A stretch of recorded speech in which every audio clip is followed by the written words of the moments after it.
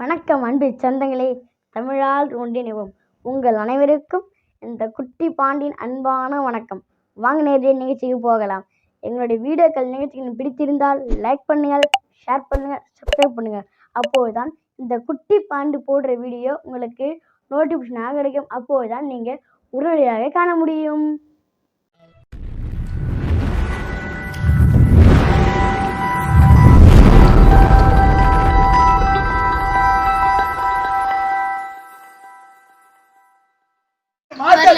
ஆறு மாசம் சிறை தண்டனை கால்வாரத்தை கட்டி வைத்து 1000 சவுக்கடி 1000 ரூபாய் அவதாரம் ஈடு தவறுனா மகாராஜா உத்தரவு எச்சரிக்கை தண்டோரமான தெரிவிப்பார்.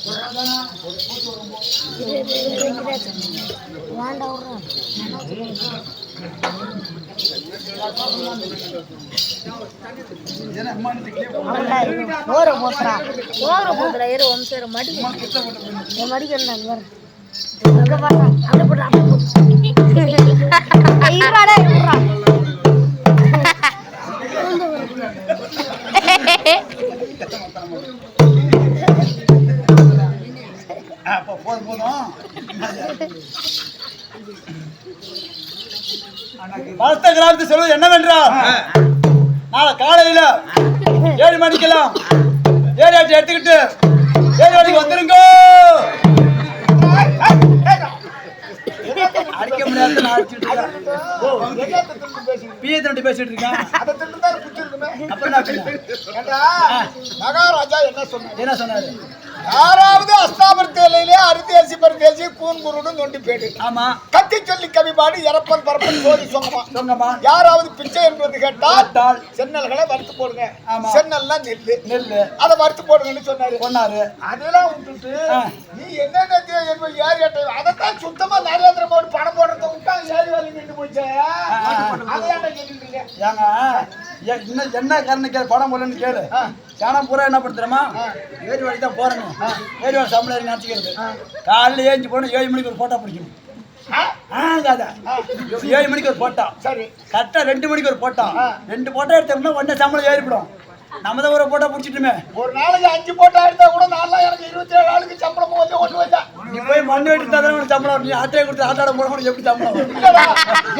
வேலை செய்ய சரி போ. சரி வராது விட. இப்ப மகாராஜா எப்படி போடணும்? ஆமா சரி போட்டு போ. போகணுமா? அப்புறம் நான் பார்த்து 2 பேர் போ.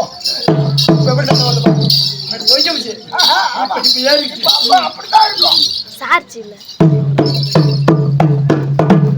அதாவது குடிமை சொல்வது என்னவென்றால், சொங்கம்மா கத்தி சொல்லி கவிபாடு இறப்பன் பிறப்பன் நொண்டி போல தப்பாடு.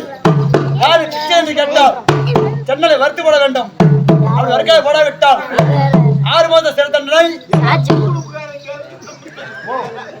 6 மாத சிறை தண்டனை, 1000 ரூபாய் அவதாரம், மகாராஜா உத்தரவு, கட்டார எச்சரிக்கை.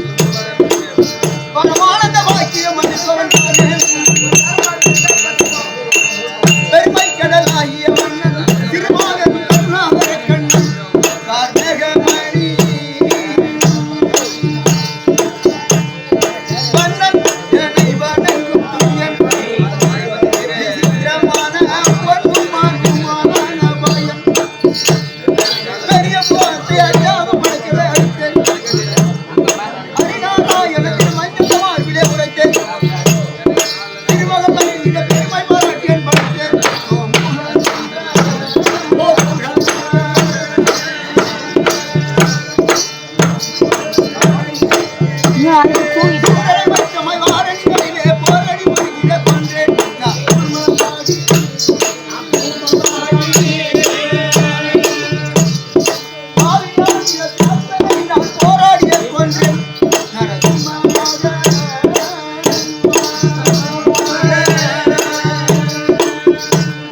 தாரக மந்திரம் மோதிய பிரகலாதனுக்காகவே நேரில் நடத்திமே சென்றேன்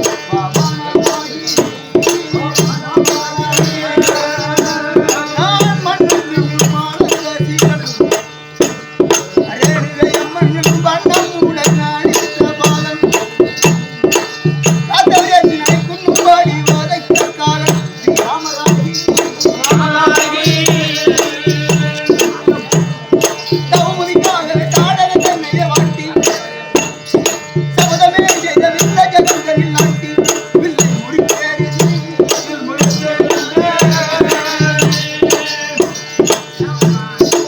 கைதைக்கு மணமாலை சுற்றி வாரும் வாரும் கபடனா படுத்து தாமனை பறக்கவே வாட்டி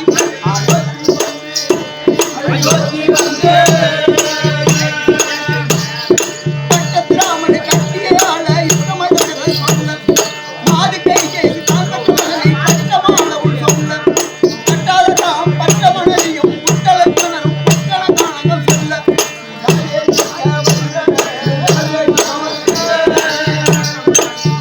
ராவணன் பட்டண சோழனை அட்டி ராமனை விட்டுக்களை நாம் கொண்டு நாம் ஆசைகள் ஏறம் பார்க்கவில்லை அவளை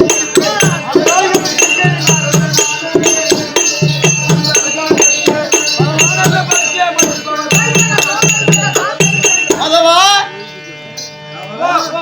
பகவானே சீதாராம் சீதாராம்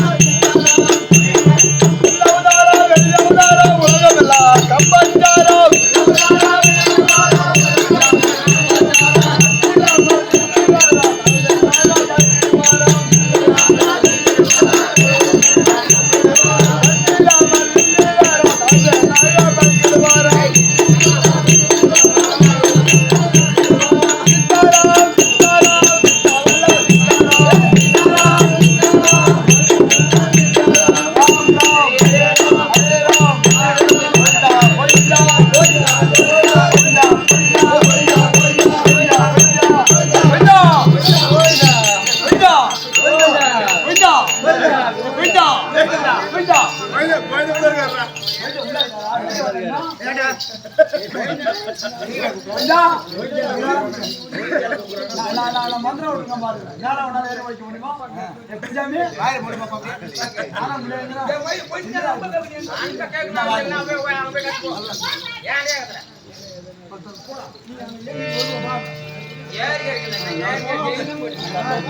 பஞ்சுமெத்த தீயனா பாண்டவர்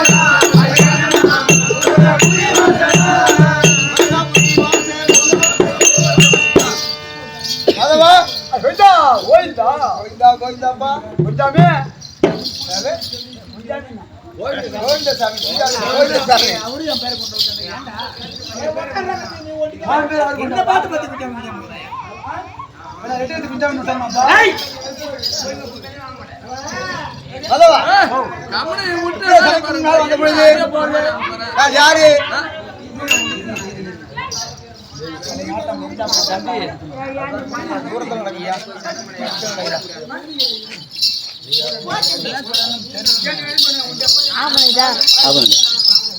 சொன்னா தெரியும்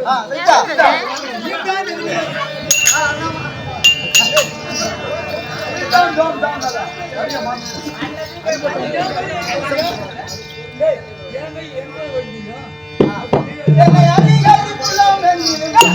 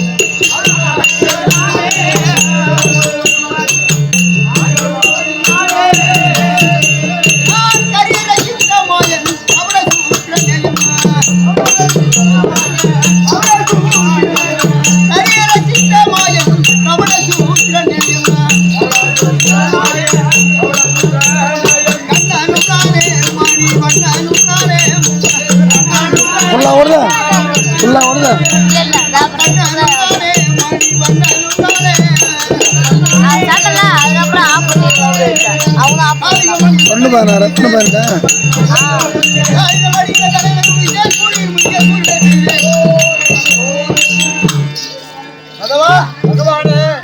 மதுராபுரி பட்டணத்தை ஆண்டு வரக்கூடிய மதுராபுரி பட்டணத்தை ஆண்டு வரக்கூடிய ராஜாவுக்கோ ஆமா இரண்டு தங்கைகள் தேவகி ரோகிணி ரெண்டு தங்கைகளும் ஆமா பரிவகாலம் அடைந்து எதுக்கு இருக்கிறாங்க தயாரா எதற்காக? திருமணம் வைக்கிறார்கள் திருமணத்திற்கு இருந்த போதும் யாரும் பெண் கேட்டு வரவில்லை ஏனென்றால் அந்த கம்சராஜனுடைய ஆக்கணைக்கு உட்பட்டு பயந்து யாரும் கேட்டு வரவில்லை. அதனால கம்சராஜன் என்ன செய்கிறார்? தன்னுடைய மைத்திரனான வசுதேவருக்கு இரண்டு தங்கைகளையும் திருமணம் செய்து கொடுத்து விடுகிறார். அதுக்கு என்ன? இரண்டு தங்கைகளையும் திருமணம் செய்து கொடுத்து விடுறார். திருமணம் செய்து கொடுத்த உடனே அப்படி இருக்கின்ற பொழுது ஒரு நாள் தினத்திலே கம்சராஜன் எங்கே செல்கிறார்? வனை அடிக்க செல்கின்றார். அதில் அப்படி செல்கின்ற பொழுது இரண்டு தங்கைகளும் அண்ணா நானும் கூட வருகிறேன், பார்க்க வருகிறேன், கூட வரேன் என்று சொல்கின்ற பொழுது இரு தங்கையை அழைத்துக் கொண்டு வனவாசம் செல்கிறார். அவ்வாறு செல்கின்ற பொழுது அங்கே களைப்பாறுவதற்காக மாமரத்தடியில் அமர்ந்து களைப்பார்க்கின்ற பொழுது மாங்கனியை பார்த்து விடுகிறார்கள். ஆமா, அந்த மாங்கனியானது பரிசித்து முனிவருக்கு சொந்தமானது. அந்த மாமனமாகப்பட்ட பரிசித்து சொந்தமானது. அந்த மாமனத்தை அண்ணா பசியாக உள்ளது, அந்த மாம்பழம் வேணும் என்று கேட்க சொல்கிறார். பரிசித்து முனிவரோ கோபத்தில் சாபத்தில் மிகுந்தவர், பழம் வேணாமா அப்படி கேட்கிற சொல்றாரு. ஆனா தங்கை கேட்கல, பசிக்குதுன்னா பழம் வேணும் அறுத்து கொடுங்க தெரிவிக்க உடனே பழத்தை அறுத்து இரண்டாக பிளந்து இரண்டு தங்கைகளுக்கு ஆளுக்கு கொடுத்து விட்டார். ஆமா, கொடுத்த உடனே என்ன செய்யறாங்க? ரெண்டு பேரும் சாப்பிட்டுறாங்க. சாப்பிட்ட உடனே திரும்பி என்ன வந்துடுறாங்க? வந்த உடனே என்ன பண்றாரு?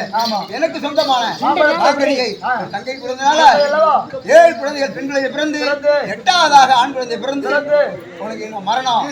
யாருக்கு? 8ஆவது மரணம். சாபத்தை கொடுத்த உடனே இது தெரிஞ்ச உடனே என்ன செய்யறாரு? அடைத்த உடனே ஒவ்வொரு குழந்தையாக பிறக்கவும் அதை கொண்டு வந்து மந்திரவாளி தூக்கி இருக்கின்ற பொழுது அந்த மந்திரவாளி அறுபட்டு இறந்து விடுகின்றது. 8ஆவதாக யார் பிறந்தா? 8ஆவது பிறந்த உடனே எங்க செய்யறாங்க? ஆயர்பாடியை கொண்டு விடுத்து விட்டு அங்கிருந்து ஒரு பெண் குழந்தை எடுத்து வந்துடுறாங்க. பெண் குழந்தை எடுத்து வந்து இது பெண் குழந்தை தானே என்று மகனை தூக்கி எறிந்து பொண்ணாகப்பட்டது சென்று விட்டது. என்ன சொல்ல முடியாது சொல்வதற்கு ஆயர்பாடி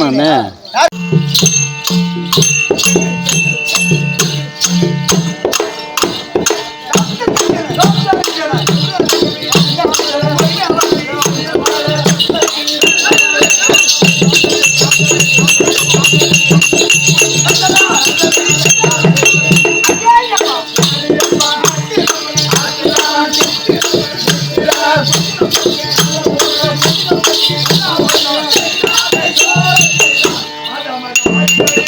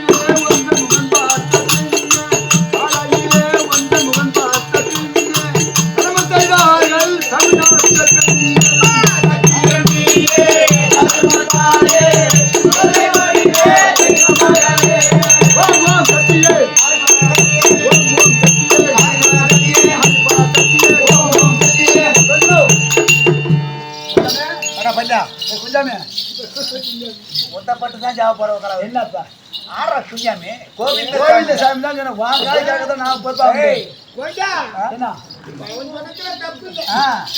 உன்னை பார்த்தா இப்ப எப்படி தெரியுமா? ஓயந்தா கரிய பெருமாளே சோறு போடுவாங்க. ஆமா அந்த உருவத்தை தானே பார்க்கலாம். அந்த உதாரணம் என்ன தப்பா பேசுற? இல்ல தப்பு இருக்கு. உன் வாய் சும்மா இருக்காது. உன் வாய் வெளியூட்ட சோறு போடுவாங்களா? டேய் சொல்லுடா. என்னது இப்ப நான் சாமி நோண்ட போறேன். நோண்ட போறியா? நீ கடைக்காரன் போய் சொல்லி வேண்ட போறேன். சாமி வேண்ட போறேன். வேண்ட போற சொல்ற என்ன? ஏன் பண்ணாருங்க? சாமி வேண்ட போறேன். சரி சாமி வரணும். நீ புடிச்சுக்கணும். சாமி வரும். புடிச்சுக்கணும். புடிக்கணும். கண்டிப்பா. இந்த மாதிரி என்னால முடியாது. புரியுதா? உன்னை நம்புறோம்ல? ஏய் நம்புடா. அது.